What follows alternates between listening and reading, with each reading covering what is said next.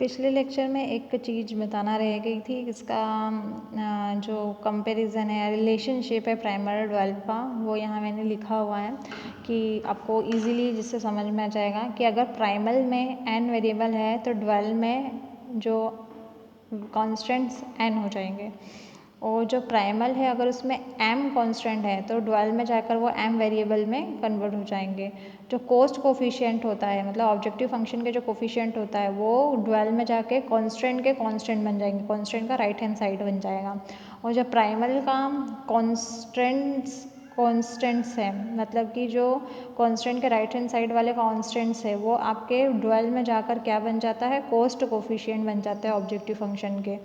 और जो x j is greater or equal to 0, j 1 to n रहता है, वो y i is greater or equal to 0, i 1 to m में convert हो जाता है। वही बात है, m वेरिएबल किस में कन्वर्ट हो जाएगा, एंड इसमें। इसके बाद हम कॉन्स्टेंट्स को ऐसे लिखते हैं, summation j equal to 1 to n a i j x j is greater or equal to b i, तो वो किस में कन्वर्ट हो जाएगा, ये जो लेस आर इक्वल टू, मेन बात ये है, ये जो लेस आर इक्वल टू का साइन है वो ड्वेल में ग्रेटर आर इक्वल टू में चेंज हो जाएगा। ओके, और बाकी तो हम समझ चुके हैं कि बी आई को सी जे में कन्वर्ट करना है, ठीक है। फिर मैक्सिमम टाइप का अगर ऑब्जेक्टिव फंक्शन है तो वो मिनिमाइजेशन टाइप का ऑब्जेक्टिव फंक्शन ड्वेल में बन जाता है। और कुछ नोट है यहाँ पर दो, वो देख लेते हैं। When all the constants are not in the right direction, मतलब कॉन्स्टेंट के साइन अगर सही नहीं है तो उसको कैसे सही करेंगे। If constant involve an inequality in a direction opposite to the one desired, then it is multiply by -1 and the direction of inequality is reversed. मतलब कि हमें ये जो डायरेक्शन दिया है इसका greater or equal to type का दिया हुआ है कांस्टेंट का, तो हमें ग्रेटर आर इक्वल टू नहीं चाहिए, अगर हमें लेस आर इक्वल टू चाहिए तो इसको साइन को रिप्लेस करना है ग्रेटर आर इक्वल टू वो लेस आर इक्वल टू से, तो आपको कैसे मल्टीप्लाई करना पड़ेगा, -1 से। इसी तरह अगर लेस आर इक्वल टू का साइन है और उसको हमको ग्रेटर आर इक्वल टू में चेंज करना है, तो भी आपको -1 से दोनों तरफ मल्टीप्लाई करना पड़ेगा, तो ये साइन आपका चेंज हो जाएगा। ये हो जाएगा -7, ये हो जाएगा +2, ये हो जाएगा -4, और ये जो साइन है लेस का वो ग्रेटर का वो लेस पे चेंज हो जाएगा। सेकेंड है, if the constant involve equality sign, then to obtain inequality it is replaced by pair of inequalities in opposite direction।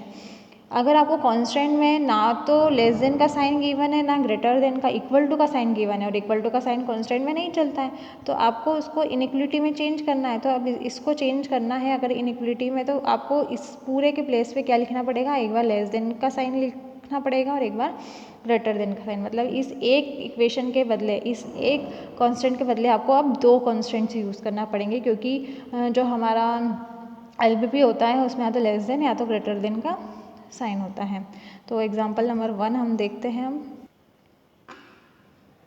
Suppose कि ये आपको एक एलपीपी गिवन है और उसका ड्वेल एलपीपी आपको लिखना है। Write on the dual of the following primal LPP maximization z equal to x1 plus 2x2 plus x3 subjected to 2x1 प्लस x2 minus x3 is lesser equal to 2x1 minus x2 plus 5x3 is lesser equal to 6, 4x1 plus x2 plus x3 is lesser equal to 6 and x1 x2 x3 is greater equal to 0।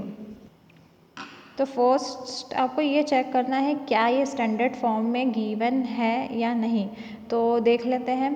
तो देखो सारे जो variables है वो positive है, okay. उसके बाद maximisation type का प्रॉब्लम है, तो जो कॉन्स्टेंट्स के साइन होना चाहिए लेस देन है, यस, और यहाँ सारे पॉजिटिव होना चाहिए, यस। तो ये एक स्टैंडर्ड फॉर्म में ही गिवन है।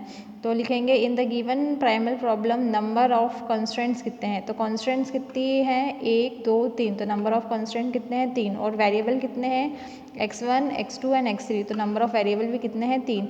तो ड्वेल में क्या होता है, ड्वेल प्रॉब्लम में क्या होता है, जो कॉन्स्टेंट होते हैं वो वेरिएबल हो जाते हैं और जो वेरिएबल होते हैं वो कॉन्स्टेंट हो जाते हैं। तो ऑब्वियसली अब यहाँ पर 3 3 ही है तो 3 3 ही रहेंगे।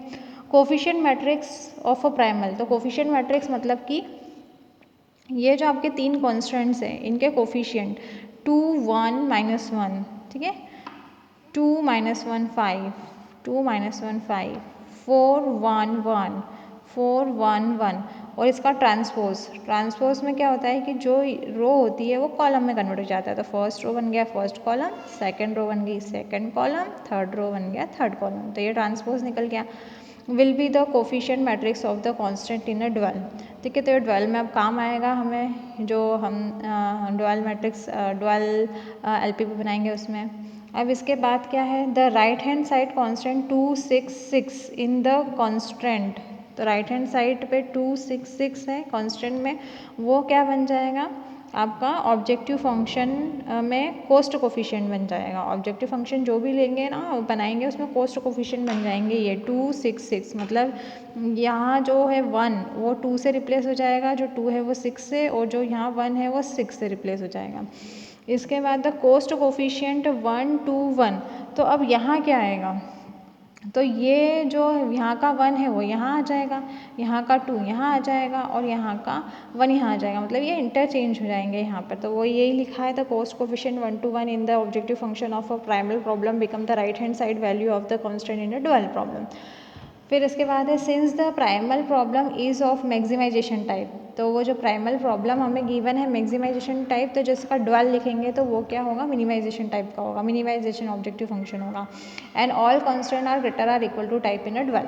तो यहाँ अगर less or equal to type का है तो आप जब ड्यूअल लिखोगे तो greater or equal to type का हो जाएगा। तो ये आपका बन गया है ड्यूअल प्रॉब्लम। तो इसको एक बार आप फिर से कंपेयर करके देख लीजिए। क्या करना है, सबसे पहले तो स्टैंडर्ड फॉर्म में दिया वही था, ये मैक्सिमाइजेशन का है, तो ये जो बनेगा वो कैसा बनेगा आपका मिनिमाइजेशन का। एक मिनट, ठीक है, ये आपका प्राइमल है और ये आपका 12 है। ये मैक्सिमाइजेशन का है तो ये मिनिमाइजेशन का बनेगा। ठीक है, यहाँ z है तो हम z नहीं लेंगे और कोई सा वेरिएबल ले लेंगे। यहाँ पर z की जगह मैंने कैपिटल ऑफ x ले लिया। उसके बाद में x1 x2 x3 हम नहीं ले सकते हैं, तो हमने y1 y2 y3 ले लिया x1 x2 x3 के पूरे जगह प्लेस पे, और यहाँ पर भी मैंने y1 y2 y3 ले लिया, 3 वेरिएबल लेना थे। उसके बाद ये जो है 266 वो यहाँ लेना है आपको। 266 जो कांस्टेंट का राइट हैंड साइड है वो ऑब्जेक्टिव फंक्शन में कोस्ट मैट्रिक्स बन जाता है, और जो कोस्ट कोफिशिएंट बन जाता है, और जो आपका प्राइमल एलपीपी है उसका जो कोस्ट कोफिशिएंट है वो कांस्टेंट्स में चले जाते हैं। तो यहाँ 1 2 1 है तो वो यहाँ चले जाएगा 1 2 1। दूसरी बात ये जो लेस देन वाले साइन है वो अब कन्वर्ट हो जाएंगे ग्रेटर देन वाले साइन में। ओके, उसके बाद हम बात करते हैं इनकी। तो ये तो हमने x1 x2 x3 को y1 y2 y3 में कन्वर्ट कर दिया। अब इसका कोफिशिएंट कैसे निकालेंगे, तो फर्स्ट रो फर्स्ट कॉलम बनेगा, तो 2 1 -1 2 1 -1 2 -1 5 2 -1 5। अब थर्ड रो 4 1 1 वो बनेगा थर्ड कॉलम 4 1 1। ओके, तो इस तरह से इसको कन्वर्ट करना है प्राइमल को ड्यूअल में, जो कि बहुत इजी है। अब नेक्स्ट एग्जांपल देखते हैं। ये नेक्स्ट एग्जांपल है, इसको भी आपको काय में कन्वर्ट करना है, ड्यूअल एलपीपी। ये प्राइमल एलपीपी गिवन है, इसका ड्यूअल एलपीपी आपको फाइंड करना है। तो सबसे पहले क्या ये गिवन एलपीपी स्टैंडर्ड फॉर्म में है या नहीं ये चेक कर लेते हैं। तो स्टैंडर्ड फॉर्म के लिए मिनिमाइजेशन टाइप का प्रॉब्लम है, तो जो साइन होना चाहिए मिनिमाइजेशन प्रॉब्लम के लिए कॉन्स्टेंट्स के, वो सारे के सारे ग्रेटर आर इक्वल टू होना चाहिए। तो यहाँ मिनिमाइजेशन का प्रॉब्लम है, ये ग्रेटर आर इक्वल टू है ओके, ये ग्रेटर आर इक्वल टू है ओके, बट यहाँ नहीं है। फिर ये ग्रेटर आर इक्वल टू है ओके, और ये भी greater or equal to okay. तो इसको भी ग्रेटर आर इक्वल टू बनाने के लिए आपको क्या करना पड़ेगा, इस पूरी कांस्टेंट को -1 से मल्टीप्लाई करना पड़ेगा। तो यहाँ देखते हैं क्या लिखा है, as the given problem is of a minimization type all the constant should be greater or equal to type the third constant first second third constant is less or equal to type we multiply by -1 on both side we get। तो इस पूरी equation को minus से multiply कर देंगे तो -7 आ जाएगा, +2 आ जाएगा, +1 आ जाएगा, ये माइनस का 10 हो जाएगा, और ये साइन आपका जो चेंज हो जाएगा। मेन जो आपको करना था कि मिनिमाइजेशन का प्रॉब्लम है तो ये ग्रेटर आर इक्वल टू होना चाहिए था, तो ये हमने कन्वर्ट कर दिया, और ये हमारा पूरा की पूरा स्टैंडर्ड फॉर्म में कन्वर्ट हो गया है। अब इससे हमें क्या बनाना है, ड्यूअल एलपीपी बनाना है। तो बहुत ईजी है। अब ये जो है 7 4 -10 3 2 उसको आपको यहाँ लिख लेना है। उसके पहले अगर ये मिनिमाइजेशन का है तो इसको आपको क्या लिखना है, मैक्सिमाइजेशन का। ठीक है, अब ये मिनिमाइजेशन का प्रॉब्लम है। ठीक है। मिनिमाइजेशन का प्रॉब्लम है तो हम इसको क्या लिख देंगे, मैक्सिमाइजेशन टाइप का लिख देंगे। मिनिमाइजेशन को मैक्सिमाइजेशन में कन्वर्ट करना है फर्स्ट स्टेप। जेड आप यूज़ नहीं कर सकते तो मैंने कैपिटल एक्स को यूज़ कर लिया। अब हमारे पास जो ये है 3 - 2 और -4, इसको हम नहीं लिख सकते हैं। ये जो है आपका कॉस्ट कोफिशिएंट है ऑब्जेक्टिव फंक्शन। तो ऑब्जेक्टिव फंक्शन में कॉस्ट कोफिशिएंट जो बनेगा वो बनेंगे कंस्ट्रेंट के ये वाले नंबर्स। तो 7 4 -10 3 2, तो मैंने लिख लिया 7। अब x1 को मैंने रिप्लेस करा इससे, फिर है 4, ओके, फिर है -10, ओके, फिर है 3, ओके, और फिर है 2, ओके। ठीक है। तो हमने पहले ही डिस्कस किया था कि कितने कॉन्स्टेंट है, 1 2 3 4 5 कॉन्स्टेंट है। तो जब 12 बनाएंगे तो वो 5 वेरिएबल बन जाएंगे। ओके, तो बन गए हम। फिर सब्जेक्ट टू। अब यहाँ क्या होगा, तो यहाँ क्या होगा, बहुत इजी है। जो फर्स्ट रो है वो फर्स्ट कॉलम बन जाएगा। तो बना देते हैं 3 5 एंड 4। सेकेंड वाला सेकेंड, 6 1 3। थर्ड वाला रो थर्ड कॉलम बन जाएगा, -7 2 एंड 1। जो फोर्थ है वो फोर्थ कॉलम बन जाएगा। फोर्थ रो जो है वो है 1 -2 एंड 5। और जो फिफ्थ है रो वो फिफ्थ कॉलम बन जाएगा, 4 7 एंड -2। इसके बाद ये जो लेस देन ग्रेटर देन का साइन है वो लेस देन में चेंज हो जाएगा, यस।